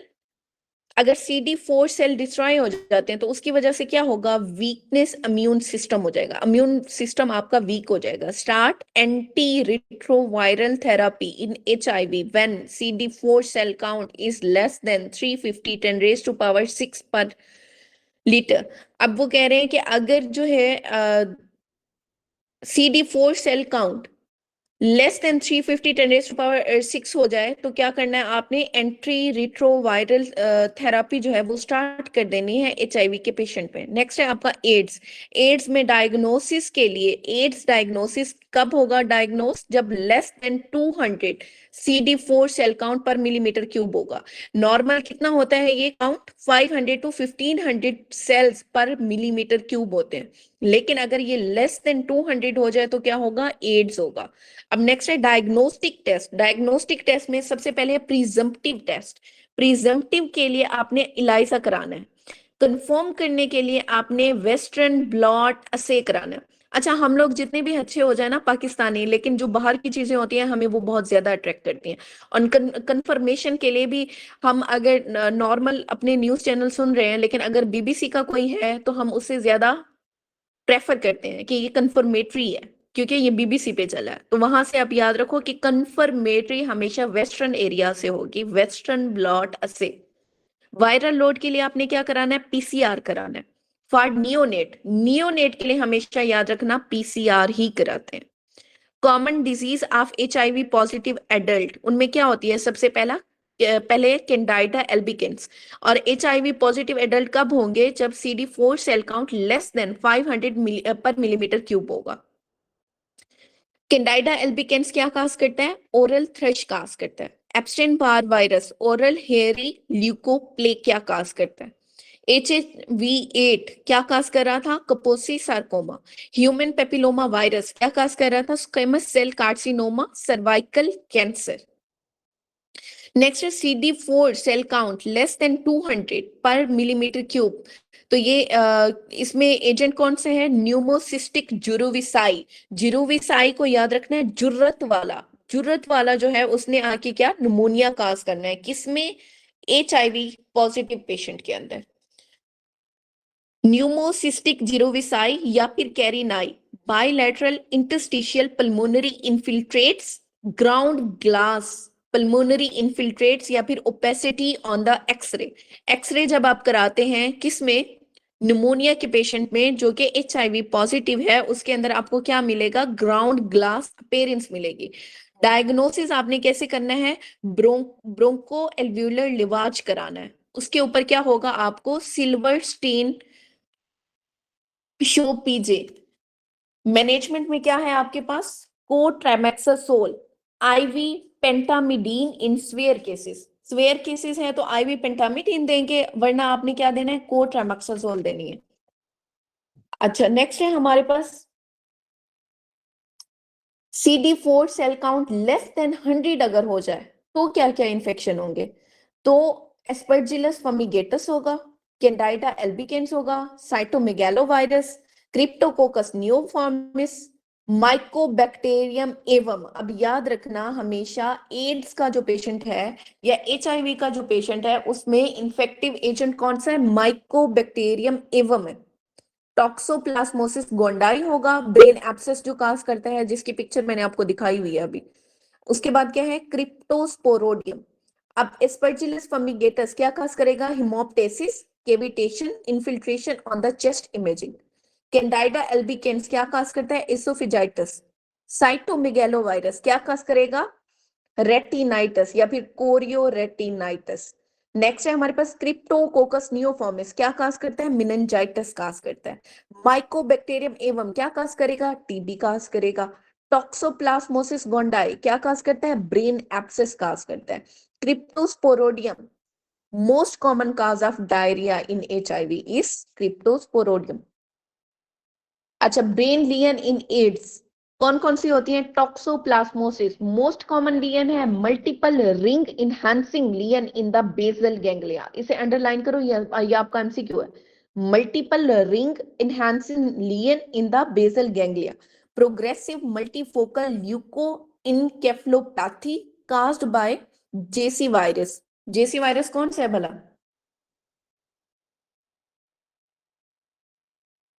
न्यूमोसिस्टाइटिस, jirovecii और carinii. Multiple bilateral non enhancing lesion in the white matter और primary CNS lymphoma, no fever, single large homogeneous enhancing periventricular lesion. Next है how to differentiate between toxoplasmosis and lymphoma. तो आपने एक test करना है, कौन सा? थेलियम स्पेक्ट टेस्ट, जो कि पॉजिटिव होता है लिम्फोमा के अंदर और नेगेटिव होगा in the toxoplasmosis. Which of the following cause lymphoma in HIV या AIDS? कौन cause करता है? Epstein-Barr virus. Most common biological carcinogen for the AIDS-related lymphomas is Epstein-Barr virus. In HIV patient, oral hairy leukoplakia is caused by Epstein-Barr virus. HIV positive patient with chest infection इस prophylactically हम पहले कौन seed treatment दे रहे थे? कोट्रेमक्सोसोल दे रहे थे। Lymph node biopsy in the early stage of HIV disease will reveal, क्या reveal करेगा? फॉलिकुलर लिम्फोप्लेजिया। इसे अब अंडरलाइन कर लो, ये हमने ऊपर नहीं पढ़ा। HIV infected mother give birth to a baby, investigation to confirm the infection। बच्चों में मैंने बताया हमेशा कंफर्म करने के लिए क्या करते हैं, चाहे कंफर्म हो चाहे फॉलो अप हो, क्या करते हैं? PCR करते हैं। HIV virus kill which immune system, कौन से इम्यून सिस्टम को किल करेगा? CD4 helper T cell 1 lymphocyte. इसे स्टार करो, नहीं भूलना कि HIV वायरस क्या करता है? CD4 helper T cell 1 lymphocyte को किल करता है। Which skin cancer is associated with AIDS or HIV? तो कौन सा है? Kaposi sarcoma. Most common organism causing infection in the patient with HIV कौन सा है? Pneumocystic carinae. HIV positive but AIDS not proven. CD4 cell is 800. Got pyogenic serous otitis media. The causative organism is कौन सा होगा? न्यूमोसिस्टाइटिस कैरिनाई। इसे underline करो। Serous otitis media का भी ऑर्गेनिज्म कौन सा है? Pneumocystis carinii. Which is the longest phase of the HIV without any symptom, कौन सा फेज होगा? वो लेटेंट फेज होगा। लेटेंट फेज के अंदर क्या होता है? कोई सिम्टम अपेयर नहीं होता। ट्रांसमिशन ऑफ एड्स, मदर से फीटस में वर्टिकल ट्रांसमिशन हो सकती है। एड्स डिफाइनिंग कैंसर कौन सा है? कपोसी सार्कोमा। और कपोसी सार्कोमा का सीरोटाइप क्या थी उसकी? स्ट्रेन या serotype what is? HHV8, good. Female having some sort of autoimmune disease and lymphoma from 1 year. Now her cervical lymph node are positive. What is most probable reason? कौन सा होता है? AIDS. AIDS opportunistic opportunistic infection AIDS के अंदर न्यूमोसिस्टाइटिस कैरिनाई का होता है। HIV associated nephropathy कौन सी होगी? फोकल सेगमेंटल ग्लोमेरुलोस्क्लेरोसिस होगा। Longest incubation period among the following, सबसे ज्यादा किसका होगा लॉन्गेस्ट इंक्यूबेशन पीरियड? HIV का। HIV patient disease monitoring done by कैसे करेंगे? CD4 सेल काउंट से। Which cell type decrease in HIV patient commonly? कौन से सेल डिक्रीज होते हैं? CD4 helper T cell 1। 35-year lady having cervical lymphadenopathy is diagnosed as a case of malignant cell lymphoma. Which immunological disorder she is most likely have? तो उसमें क्या है? AIDS. A non-Hodgkin lymphoma patient present with a high-grade fever and vomiting on examination, neck stiffness is and Kerning sign is positive. Kernig sign positive हो गया। अब CSF में क्या मिला है हमें? फंगल ऑर्गेनिज्म मिले। विच organism is most likely responsible for this? तो कौन सा होगा? क्रिप्टोकोकस। अब याद रखना जो HIV पॉजिटिव पेशेंट्स होते हैं उनके अंदर जो मेनिंजाइटिस का पॉजिटिव एजेंट है वो कौन सा है? क्रिप्टोकोकस है। 25-year-old male AIDS patient have fever 102 Fahrenheit and complain of severe headache during the past week. Staining of the CSF with India ink reveal Cryptococcus neoformis. अब याद रखो कि किससे स्टेन किया गया? इंडिया इंक से। क्रिप्टोकोकस नियोफॉर्मिस रिवील हो रहा है। दी ट्रीटमेंट शुड बी, क्या देंगे आप? फंगल इन्फेक्शन है ना क्रिप्टोकोकस नियोफॉर्मिस, ट्रीटमेंट क्या देंगे? एंटी फंगल देंगे। कौन सी है? Amphotericin B. 30-year male develop a brain tumor. Histological examination reveal B cell lymphoma. The most useful investigation in this patient is antibody test for Epstein-Barr virus. Patient HIV positive for the 10-year, present with the abdominal obstruction and the pain. Scan show gray white mass which is resected and show infiltrating and invading tumor. Most likely कौन सा होगा? B cell lymphoma. अब यहाँ पे underline करो आप abdominal obstruction. Abdominal obstruction है इसका मतलब कोई इंटेस्टाइन का पार्ट आपका इन्वॉल्व हो रहा है, उस पे क्या मिल रहा है आपको? ग्रे व्हाइट मैस मिल रहा है। मैस जो ऑब्स्ट्रक्शन काज करता है, मैस किसकी वजह से होगा? लिम्फोमा की वजह से, B cell lymphoma. A patient undergo renal transplant on immunosuppressive therapy, develop angular chillosis. The causative agent is likely. तो कौन सा होगा? angular chillosis में causative agent is Candida albicans. अच्छा मुझे बताओ renal transplant के बाद, बल्कि अभी आपने नहीं पढ़ा, छोड़ो। नॉर्मली ट्रांसप्लांट के बाद कौन सा वायरस है जो इन्फेक्ट कर रहा होता है? साइटोमेगैलो वायरस। ठीक है, good. 50-year female patient undergo chemotherapy due to leukemia, now present with mouth ulcer and white color membrane on the oral mucosa. The causative organism is कौन सा होगा? Candida. और tourist 2 weeks after returning from another country, present with the fever, generalized lymphadenopathy, a macular rash, atypical lymphocytosis seen on peripheral smear. The most likely, अब देखो atypical lymphocytosis है, ठीक है। Most likely diagnosis is कौन सी होगी? Acute HIV seroconversion. Man return from trip abroad with maculopapular rash and flu-like illness. तो आपने हमेशा क्या सोचना है? HIV के बारे में सोचना है। पॉइंट नंबर है 378, baby born to HIV mother, what test will you perform to confirm? मैंने हमेशा कहा कि बच्चों में क्या कराना है? आपने PCR कराना है। प्रिजम्पटिव टेस्ट कौन सा है? इलाइजा। कंफर्म करने के लिए वेस्ट के लोगों से कंफर्म कराएंगे आप, वेस्टर्न ब्लॉट असे। वायरल लोड के लिए PCR, नियोनेट्स के लिए PCR। HIV confirmatory test in baby of HIV positive mother is HIV PCR. Investigation that confirm HIV in adult कौन सी है? वेस्टर्न ब्लॉट टेस्ट, क्योंकि उन्होंने कंफर्म की बात की है। पॉइंट नंबर है 379, most common opportunistic infection after bone transplant कौन सा होगा? साइटोमेगैलो वायरस।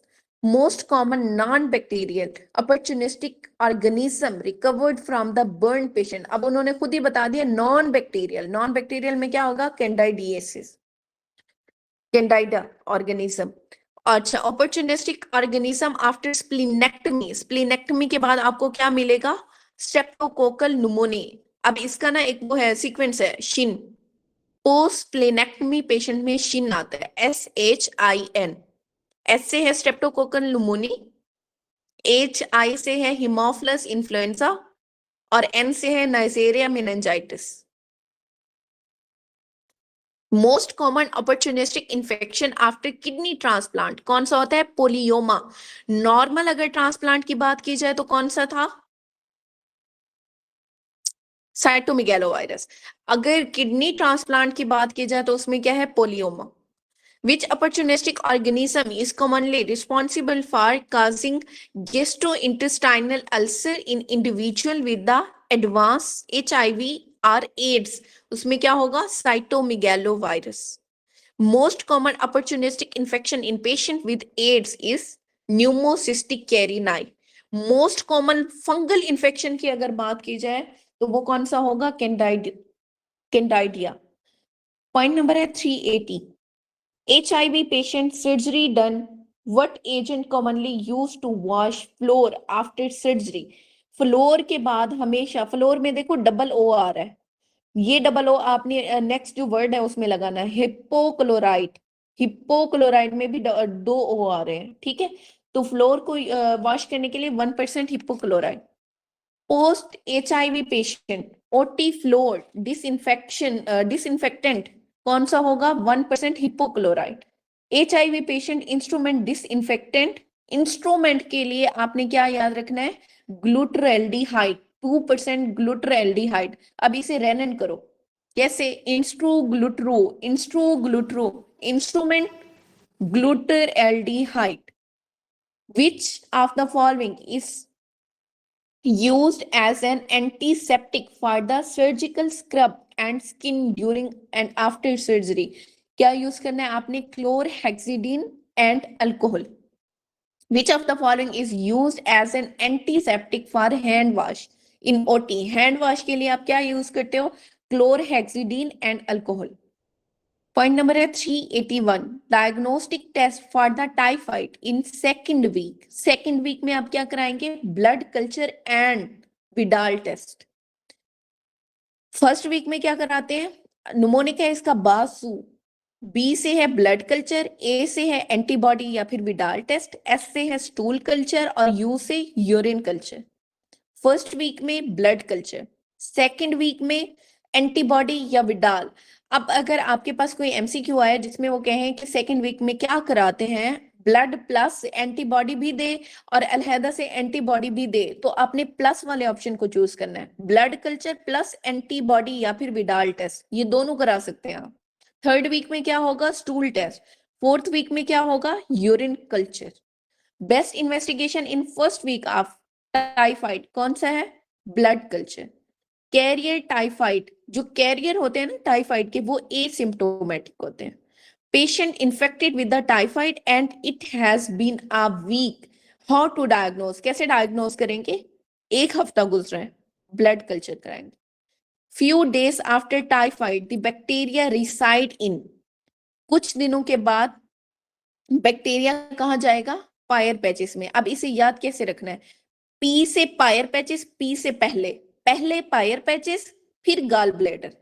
अगर कुछ दिन गुजरे हैं तो कहाँ जाएगा? पायर पैचेस में जाएगा.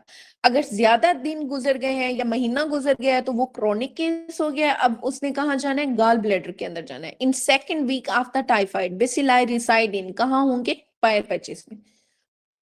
आफ्टर मंथ, अब महीना गुजर गया, उसके बाद ये कहाँ जाएंगे? गॉल ब्लैडर के अंदर. न्यूट्रोपीनिया इज एसोसिएटेड विद, किसके साथ एसोसिएट करता है neutropenia? With the typhoid. Neutrophil count कम हो जाती है टाइफाइड के अंदर. Test of choice for the typhoid in the first week कौन से कराएंगे? Blood culture. अच्छा, वो कह रहे हैं आगे इन्होंने बताया प्लस टाइफाइड एंटीबॉडी, क्योंकि वो कह रहे हैं कि कोई ऑप्शन सेपरेट से नहीं था ब्लड कल्चर का, इसी वजह से हमने ये दोनों चूज किए। इसी वजह से मैं आपको कहती हूँ कि रफी वन लाइनर है, हमें नहीं पता होता कि साथ में और कौन कौन से ऑप्शन है, तो ये कंफ्यूज ना हुआ करो।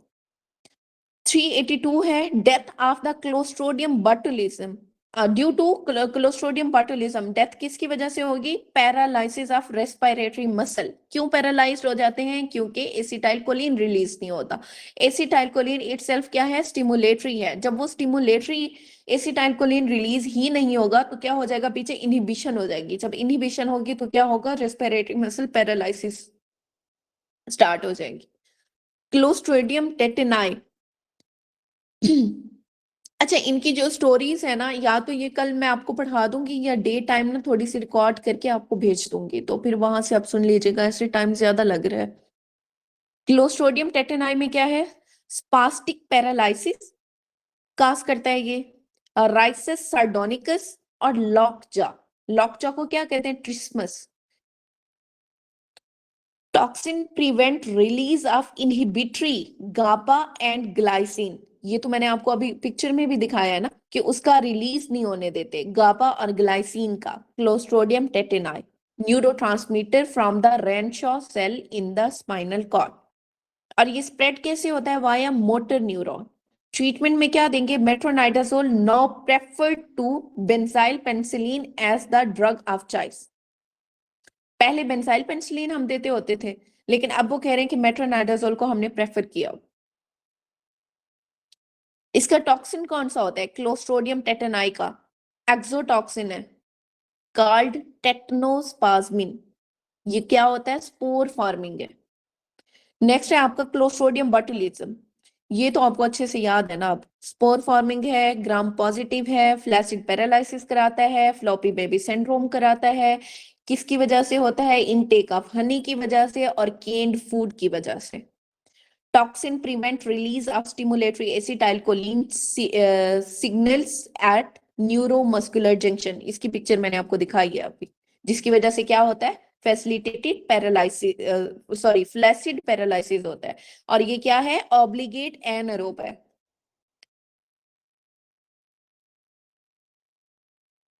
Clostridium परफरेंजी, Clostridium परफरेंजी फास्फोलाइपेज degradation of phospholipid करता है, और उससे क्या होगा? मायोनेक्रोसिस या फिर गैस गैंग्रीन एंड हीमोलाइसिस। अब गैस गैंग्रीन की ट्रीटमेंट याद रखनी है, जब गैस इकट्ठी होगी तो आपने सुई मारनी है और उसे बाहर निकालना है। ठीक है, सुई या पिन मारनी है। पिन से याद रखो, इसकी ट्रीटमेंट में क्या देंगे? पेनिसिलिन देंगे। गैस गैंग्रीन की ट्रीटमेंट में क्या देंगे? पिन मारेंगे। पिन मारना मतलब पेनिसिलिन। अच्छा, ये भी ऑब्लिगेट एनारोब है। अल्फा टॉक्सिन होता है इसमें, लेसिथिनेज रिलीज होता है। लेसिथिनेज क्या काज करता है? आरबीसी की हिमोलिसिस काज करता है। नेक्स्ट है हमारे पास क्लोस्ट्रोडियम डिफिसाई। ये भी gram positive spore forming organism है। Pseudomembranous colitis often secondary to antibiotic use. मतलब जो बंदे एंटीबायोटिक ज्यादा यूज करते हैं उनमें सूडो मेम्ब्रेनस कोलाइटिस स्टार्ट हो जाता है। किसकी वजह से? क्लोस्ट्रोडियम डिफिसिट की वजह से। और मोस्ट कॉमन कौन सी एंटीबायोटिक होती है इसमें? क्लिंडामाइसिन। क्लिंडामाइसिन का सिनेरियो दिया होता है उसमें कि पेशेंट ने ना बहुत ज्यादा क्लिंडामाइसिन यूज की है, अब उसे जो है ना सूडो मेम्ब्रेनस कोलाइटिस हो गया। तो कॉजेटिव एजेंट कौन सा है? Clostridium deficit. एक्सोटॉक्सिन ए होता है जो कि टारगेट करता है ब्रश बॉर्डर इंजाइम को, जो कि क्या काज करते हैं? वाटरी डायरिया काज करते हैं। ब्रश बॉर्डर इंजाइम को जब टारगेट करेगा तो वहां से लैक्टेज नहीं निकलेगा, लैक्टेज इंजाइम नहीं निकलेगा। जब वो नहीं निकलेगा तो क्या होगा? वाटरी डायरिया काज होगा। ट्रीटमेंट में क्या है? मेट्रोनाइडाजोल। मेट्रोनाइडाजोल 10 से 14 दिन के लिए आप देते हैं। इफ नॉट रिस्पॉन्स, फिर आपने क्या देना है? ओरल वेंकोमाइसिन देना है। लेकिन अगर कोई स्वेयर केस है तो फिर आपने क्या देना है? फिर आपने वेंकोमाइसिन देनी है। अब इसे याद कैसे रखना है? नॉर्मली अगर आप एक जगह से दूसरी जगह जाते हो तो आपने क्या यूज करना है? मेट्रो यूज करना है। लेकिन अगर कहीं आप बहुत जल्दी जाना चाहते हो तो फिर आप क्या यूज करोगे? अपनी वैन यूज करोगे। ठीक है, तो नॉर्मल में मेट्रो और स्वेयर केस में वेंको, और अगर बहुत ज्यादा रेजिस्टेंस है तो आप इन दोनों का कॉम्बिनेशन भी दे सकते हैं। अच्छा, नेक्स्ट है हमारे पास pseudomembranous colitis by Clostridium difficile, spore forming cause tetanus, कौन से? क्लोस्ट्रोडियम टेटनाई। गैस गैंग्रीन कौन काज करता है? Clostridium परफरेंसी।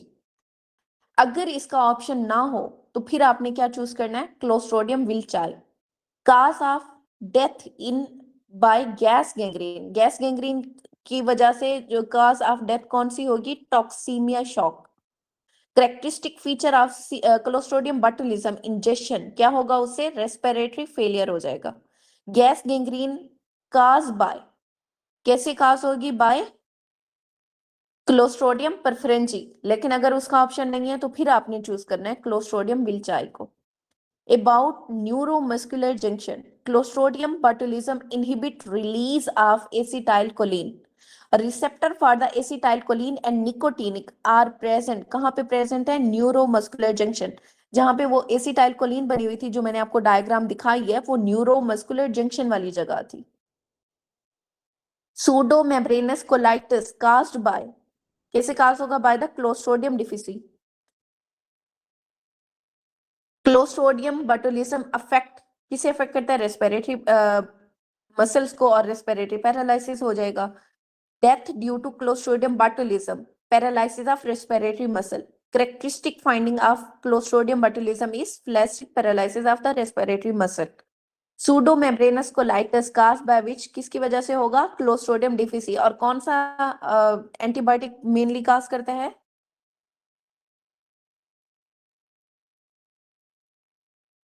Clindamycin. Good doctor Saba. Most common cause of gas gangrene in lower limb कौन सा होगा? Clostridium welchii. लेकिन मैं पहले भी बताया है कि विल्चाई का ऑप्शन बाद में आएगा, पहले क्या आएगा? परफ्रेंची आएगा। सूडो मेम्ब्रेनस कोलाइटिस की ट्रीटमेंट में आपने क्या देना है? मेट्रोनाइडाजोल प्लस वेंको। लेकिन अगर नॉर्मल कोई बहुत एक्यूट केस नहीं है, स्वेयर केस नहीं है, तो उसमें आपने मेट्रोनाइडाजोल देना है। लेकिन अगर स्वेयर केस हो गया है तो आपने वेंको देनी है, अदरवाइज इन दोनों का कॉम्बिनेशन दे सकते हैं। पॉइंट नंबर है 383, 90% of anthrax patient have which of the following finding, कौन सी फाइंडिंग होगी? स्किन लियन होगी। बेसिलस एंथ्रैक्स, एंथ्रैक्स के जो पेशेंट होते हैं ना, उनमें स्किन लियन ब्लैक कलर की होती है। ये gram positive spore forming rod है that produce anthrax toxin and exotoxin, consist of protective antigen और एक लीथल फैक्टर और एक एडिमा फैक्टर होता है। अब इसे आपने अंडरलाइन करना है। प्रोटेक्टिव एंटीजन, लीथल फैक्टर और एडिमा फैक्टर, ये तीनों किस में होते हैं? एंथ्रैक्स के अंदर। अब ये दो चीजें काज करता है बेसिलस एंथ्रैक्स। क्यूटेनियस एंथ्रैक्स मतलब स्किन के लियन आएंगे जिसमें अल्सर होगा, ब्लैक कलर का स्कार बनेगा, पेन लेस होगा और नेक्रोटिक एरिया होगा। और पल्मोनरी एंथ्रैक्स के अंदर क्या होता है? Inhalation of the spores, most commonly from contaminated animal या शीप के अंदर, या फिर एनिमल प्रोडक्ट्स के अंदर। Flu like symptom that rapidly progress to fever हो सकता है, पल्मोनरी हेमरेज होगा, मिडिस्टाइनाइटिस होगा and shock, also known as wool sorter disease. Pulmonary anthrax को हम क्या कह सकते हैं? वुल सॉल्टर डिजीज, जिसमें फ्लू लाइक सिम्टम आएंगे, पल्मोनरी हेमरेज होगा, फीवर होगा, mediastinitis and shock. Pulmonary anthrax infection, drug of choice, याद रखना एंथ्रैक्स में drug of choice is ciprofloxacin. Person with the common cold along with the mild chest pain, breathing problem diagnosed with the early stage of the pulmonary anthrax infection, drug of choice क्या होगी? ciprofloxacin. A farmer also looking after sheep present with sore throat, fatigue, mild fever since 1 week. On examination, he has black lesion in the arm. अब black lesion है, देखो sheep की history दी हुई है, साथ में sore throat है, और इन सब चीजों को ना भी देखो, sheep और black lesion इन्हें देख लो तो ये क्या है? Anthrax. Point number 384, scenario of fisherman with anaemia, which parasitic infection कौन सा होगा? डाइफेलोबोथ्रम लेटम। और ये क्या काज करता है? माइक्रोसिटिक या फिर मिगेलोब्लास्टिक? डाइफेलोबोथ्रम लेटम क्या काज करता है? Megaloblastic anaemia. Fisherman with anaemia plus parasite, तो क्या है हमारे पास? Diphyllobothrium latum, cholangiocarcinoma, clonorchis sinensis, इसे अंडरलाइन करो, bladder carcinoma, schistosoma haematobium, diabetic patient plus DK, diet, eye protrusion और स्किन रेडनेस, तो काज क्या होगा? Mucormycosis. River blindness, river की मतलब दी हुई हो कि हिस्ट्री में बंदा किसी रिवर के पास रहता था और फिर वहां पे ब्लाइंड हो गया, तो उससे याद रखना ऑनकोसर्कोसिस। अब याद रखो कि जो लोग आउटिंग के लिए जाते हैं साहिल समंदर के किनारे और रिवर्स वगैरह, एक बंदा है उसने ना अपने सर के ऊपर ऐनक लगाई हुई है, उस ऐनक से याद रखो, लेकिन वो है अंधा, अंधा है, ऐनक उसने अपने सर पे लगाई हुई है, सर से उसके ऐनक से याद रखो क्या? ऑनकोसर्कोसिस, सर के ऊपर ऐनक, ऑनकोसर्कोसिस, लेकिन खुद वो क्या है? ब्लाइंड है। उसके बाद है ग्लोबल ब्लाइंडनेस, ग्लोबल ब्लाइंडनेस कौन काज करता है? क्लेमाइडिया, कौन सी serotype? Serotype A and C. Rectal prolapse caused by trichuris trichiura. Respiratory symptom मैंने आपको पहले भी बताया है, हमेशा कौन काज करता है? Ascariasis. Parasite plus respiratory symptom हो तो ये क्या है? Cause ascariasis. Fisherman with the macrocytic picture on smear and act in stool, positive agent है। अब देखो मैक्रोसिटिक पिक्चर है और एग्स आ रहे हैं इन स्टूल, तो पॉजिटिव एजेंट क्या होगा? डायफेलोबोथ्रम लेटम, और हिस्ट्री में बता दिया उन्होंने क्या है? फिशरमैन है। Organism associated with bladder squamous cell carcinoma, कौन सा ऑर्गेनिज्म है? शिस्ट्रोसोमा हिमाटोबियम।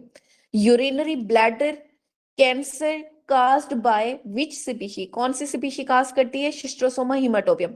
इस दफा जो हमें एमसीक्यू आया हुआ था शिस्ट्रोसोमा हिमाटोबियम का, पूछा हुआ था कि ये क्या कास्ट करता है, तो उसमें ऑप्शन में उन्होंने डिफरेंट डिफरेंट ऑप्शन दिए हुए थे, साथ में यूरिनरी ब्लैडर का जो दिया हुआ था, उन्होंने यूरिनरी ब्लैडर कैंसर नहीं दिया हुआ था, यूरिनरी ब्लैडर इन्फेक्शन दिया हुआ था पेपर 1 के अंदर। पहले ढूंढो उस पूरी लाइन में, देखो अगर कहीं कैंसर है तो उसे चूज करना है, अगर नहीं है तो मरता क्या ना करता, फिर आप इन्फेक्शन पे लगा देना। बिलियरी ट्रैक्ट पैरासिटिक इन्फेक्शन कौन काज करता है? Clonorchis sinensis. विच पैरासाइट काज कोलेंजियोकार्सिनोमा, कौन सा पैरासाइट काज करता है? Clonorchis sinensis. Helminth disease cause by mosquito, कौन सा mosquito? Filariasis. Helminth disease cause करता है, इसे अंडरलाइन करो, ऊपर हमने नहीं पढ़ा कहीं पे।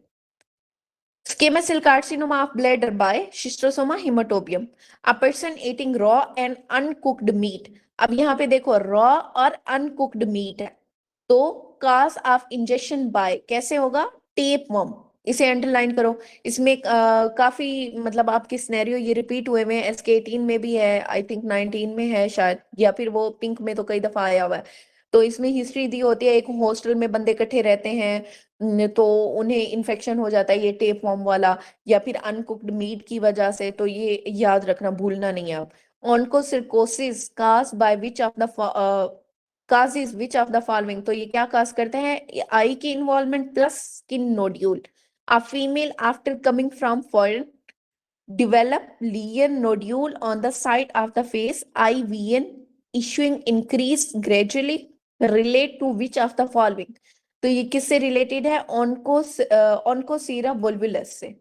अब इसे अंडरलाइन करो क्योंकि यहाँ पे उन्होंने क्या कहा है? IVN इंक्रीजिंग ग्रेजुअली, IVN का जो इशू है वो इंक्रीज हो रहा है ग्रेजुअली, ग्रेजुअली से आपने इसे लगाया onchocerca volvulus. A person living a river side develop blindness, अब उन्होंने खुद ही बता दिया रिवर साइड पे है और डेवलप हो रहा है blindness. Which organism is likely to be cause the blindness in the person, कौन काज करेगा? ऑनकोसीरा वोल्वुलस। A female living in the riverside, present with a lesion on the side of her face and eye, complain of gradually increasing decrease in lesion. अब बार बार उसकी ना लियन कम ही हुए जा रही है। विच of the following is likely responsible, क्या होगा? ऑनकोसीरा वुल्वस। ऊपर इसका ना छोटा सा पॉइंट लिख लो कि ये इसका डायग्नोस्टिक पॉइंट है, उसके बाद बेशक ये ना पढ़ना।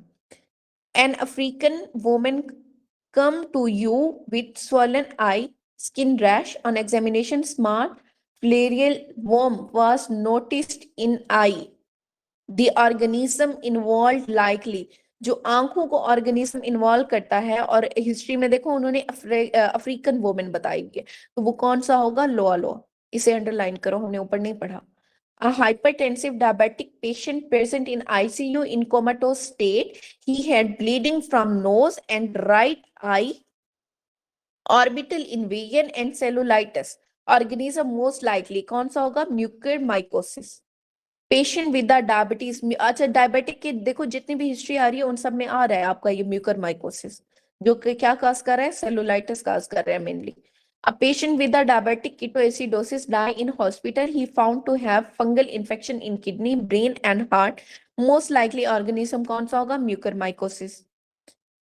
Which of the following fungi produce life-threatening infection in patient with a diabetic ketoacidosis? तो क्या कौन सा ऑर्गेनिज्म है? म्यूकरमाइकोसिस।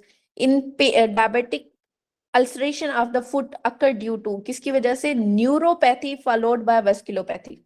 अब ये याद रखना है सीक्वेंस, पहले एन है उसके बाद वी है। एबीसीडी में भी पहले एन आता है फिर वी आता है, ऐसे ही है ना? तो यूं याद रखो कि न्यूरोपैथी फॉलोड बाय वेस्कुलोपैथी।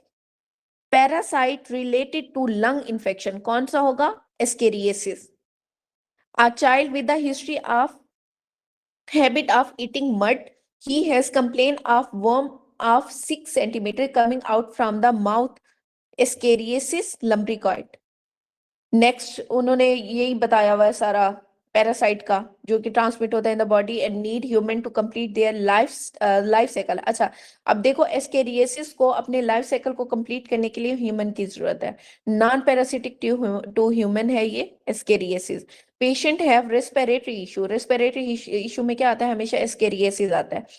अगला है हमारे पास डिस्फेजिया के साथ एक पेशेंट आया है, पेन एपिगेस्ट्रियम है, कॉन्स्टिपेशन है, perversion of taste sensation, stool examine show eggs, किस चीज के एग्स होंगे? एस्केरियासिस के। नेक्स्ट है ब्लीडिंग पर रेक्टम हो रही है और रेक्टल प्रोलैप्स हो रहा है। रेक्टल प्रोलैप्स का कॉजेटिव एजेंट क्या है? ट्रैक्यूरस ट्रैक्यूरा। और ये मैंने 2 पेशेंट इधर पीड्स में देखे हुए हैं, आप भी देखिएगा। बहुत मतलब जब ये पढ़ते हैं ना तो आपको फील होता है कि हाँ सही अच्छे वाले केसेस आते हैं। 385 में क्या है हमारे पास? A pregnant woman present with German measles at 6 weeks of pregnancy. Which of the following is her child most likely to develop? बच्चों के अंदर क्या डेवलप होगा? Congenital cataract. मीजल्स जो है, जो जर्मन मीजल है, ये बच्चों के अंदर क्या काज करती है? कंजेनिटल कैटरेक्ट काज करती है। अब ये नीचे तक पढ़ लो, फिर इसकी स्टोरी सुनाती हूँ। Most common congenital anomaly overall कौन सी है? डेफनेस। अगर डेफनेस और कैटरेक्ट दी हो और पूछा हो कि most common congenital anomaly caused by German measle कौन सी होगी? तो डेफनेस होगी। Deafness is greater than cataract. A young woman is infected with rubella. अब याद रखो जर्मन मीजल को हम रूबेला भी कहते हैं। After 7th week of pregnancy, the offspring is likely to have, क्या होगा उसे? congenital deafness होगा। Most common before week 7, 7 हफ्ते से पहले क्या होगा? कैटरेक्ट। लेकिन 7 हफ्ते के बाद क्या होगा आपका? Deafness. Because the lens of the eye in critical phase of development at that time, कौन से time? Before 7 week. Come next cardiac anomaly associated with rubella कौन सी होती है? पीडीए। अब इसे याद कैसे करना है? रूबेला को याद रखना है दिलरुबा। एक बंदा होता है, उसे अपनी दिलरुबा से मोहब्बत हो जाती है। जब मोहब्बत होती है तो क्या है? सबसे पहले उसे उसकी बुराई नजर आना बंद हो जाती है। वो नहीं देखता कि ये बुरी है, अच्छी है, काली है, गोरी है, जैसी भी है, बस वो कहता मैं इससे मोहब्बत करता हूँ। ठीक है। उसके कुछ अरसे के बाद अगर आप कहते हो, कोई और बंदा, उसका दोस्त जाके उसे बताता है भाई ये बंदी ठीक नहीं है, तुम छोड़ दो इसे, तो वो उसके खिलाफ बातें सुनना भी पसंद नहीं करता, फिर वो अपने कान भी बंद कर लेता है। तो विद इन 7 वीक आपने याद रखना है कि क्या है? उसे नजर ही नहीं आता कि वो कैसी है, काली गोरी चिट्टी जो भी है। विद इन 7 वीक क्या होगा? कैटरेक्ट। आफ्टर 7 वीक क्या होगा? डेफनेस होगी। और अगर हार्ट की कोई प्रॉब्लम उसके साथ एसोसिएट कर रही है तो वो कौन सी है? PDA।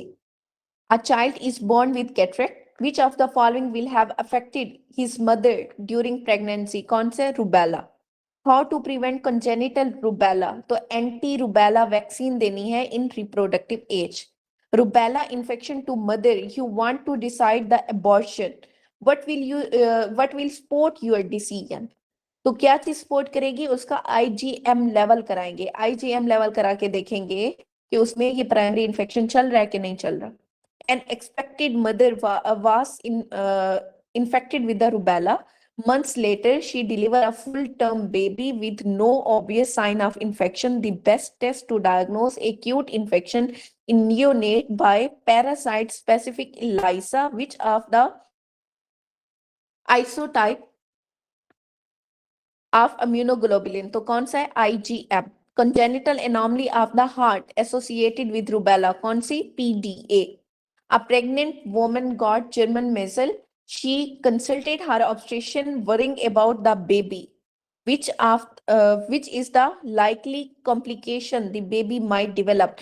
तो बच्चे को क्या होगा? डेफनेस। अब ये नहीं कहना कि इसमें कैटरेक्ट तो हो सकता है, इसमें PDA भी हो सकता है, वहां पे ऑप्शन ही ना दिए हो, सिर्फ यही ऑप्शन हो। A woman with 5 weeks of pregnancy contracted German measles. She consulted her obstetrician worrying about the baby. The most likely complication. अब देखो 5वें हफ्ते में वो आई है, मैंने क्या कहा था? लेस देन 7 वीक में क्या होगा? कंजेनिटल कैटरेक्ट होगा। A young woman is infected with rubella after 7 weeks. 7 हफ्ते के बाद क्या होगा? उसे सुनाई देना भी बंद हो जाएगा। Congenital deafness. जनाब यहाँ तक मेरे ख्याल में आज के लिए काफी है, बाकी जो बचा है वो हम कल कवर करेंगे। अच्छा मुझे बताओ, आप लोग इतना क्यों डैम होके बैठे रहते हो? कोई इश्यू है, कोई मसला है, कुछ है? मेरे साथ डिस्कस तो करो ना, बताओ मुझे पता चले। मुझे ऐसे लगता है मैं जैसे कि स्टेज